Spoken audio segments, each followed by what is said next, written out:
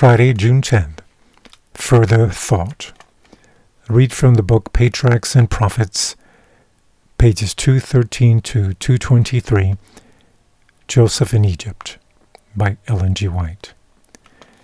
And from the book Education, pages 51 and 52 by the same author, it says, in early life, just as they were passing from youth to manhood, Joseph and Daniel were separated from their homes and carried as captives to heathen lands. Especially was Joseph subject to the temptations that attend great changes of fortune. In his father's house, a tenderly cherished child. In the house of Potiphar, a slave. Then a confidant and companion, a man of affairs, educated by study, observation, contact with men. In Pharaoh's dungeon, a prisoner of state, condemned unjustly, without hope of vindication or prospect of release, called at a great crisis to the leadership of the nation. What enabled him to preserve his integrity? In his childhood, Joseph had been taught the love and fear of God.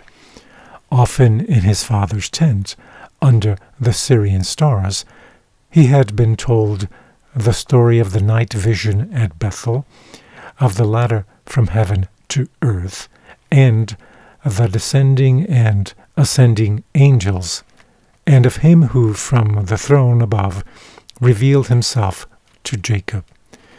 He had been told the story of the conflict beside the Jabbok, when, renouncing cherished sins, Jacob stood conqueror and received the title of a prince with God.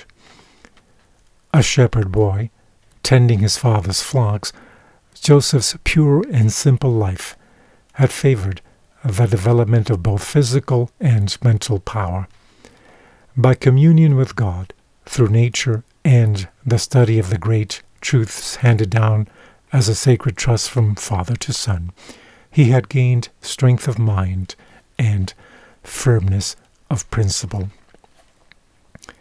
In the crisis of his life, when making that terrible journey from his childhood home in Canaan to the bondage which awaited him in Egypt, looking for the last time on the hills that hid the tents of his kindred, Joseph remembered his father's God.